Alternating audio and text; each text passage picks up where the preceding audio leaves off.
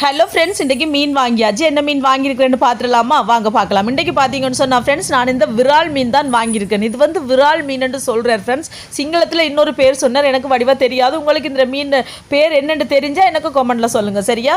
இது வந்து குளத்து மீனாம் ஃப்ரெண்ட்ஸ். நல்லா ரத்தம் ஊறும் அப்படின்னு சொன்னார். பிரசாத் அண்ணிட்ட தான் வாங்கினான்.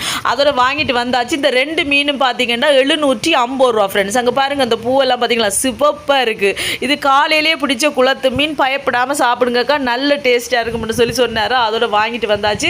எனக்குன்னா இதை பார்க்க ஃப்ரெண்ட்ஸ் கிட்டத்தட்ட சீலா மீன் மாதிரி தான் இருக்குது. நான் இன்றைக்கு தான் முதல் தடவை இந்த மீனை சாப்பிட போகிறோம்.